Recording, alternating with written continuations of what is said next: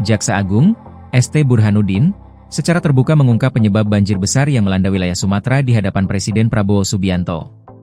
Ia menegaskan, banjir tersebut bukan semata-mata fenomena alam biasa, melainkan dipicu oleh kerusakan hutan di kawasan hulu sungai.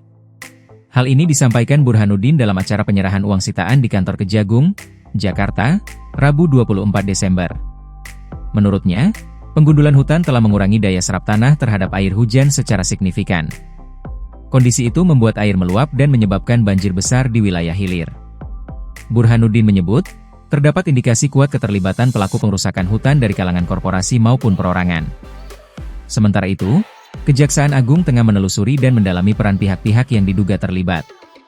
Penegakan hukum akan dilakukan secara tegas guna mencegah kerusakan lingkungan berulang yang berdampak pada bencana banjir. Jaksa Agung Sanitiar, ST, Burhanuddin mengatakan, sejumlah perusahaan dan perorangan diduga menyebabkan terjadinya bencana Sumatera.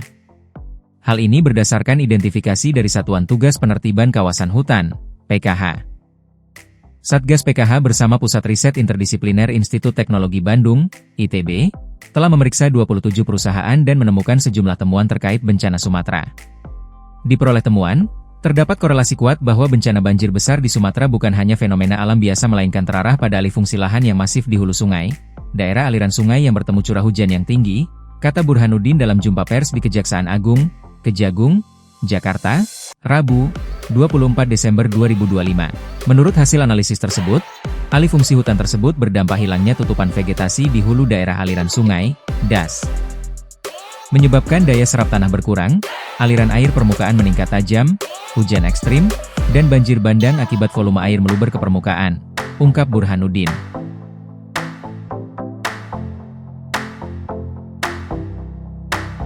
Dari hasil temuan tersebut, lanjut dia, Satgas PKH akan melanjutkan proses investigasi terhadap seluruh subjek hukum yang dicurigai baik di Aceh, Sumatera Utara, dan Sumatera Barat, di mana melibatkan Kementerian Lingkungan Hidup, Kementerian Kehutanan, dan Polri.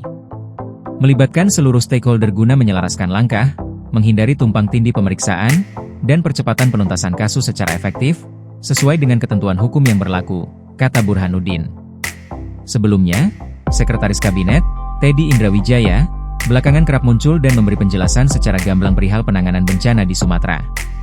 Pakar kebijakan publik dari Universitas Trisakti, Trubus Rahardiansyah menilai hal yang dilakukan Teddy adalah cara menjawab keresahan publik terkait penanganan bencana di Aceh, Sumatera Utara, dan Sumatera Barat.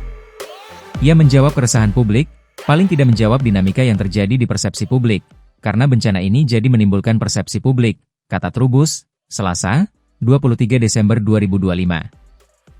Trubus menuturkan, peran Teddy dalam menyampaikan progres penanganan bencana menjadi momen penting di tengah kritikan tajam. Menurut saya, ada kesempatan luar biasa bagi pemerintah dalam menjelaskan penanganan bencana yang seolah-olah tidak optimal, catat Trubus. Ia mendorong, pemerintah terus bergerak dalam melakukan penanganan bencana. Namun, tak bisa dipungkiri, daerah terdampak bencana sangat luas.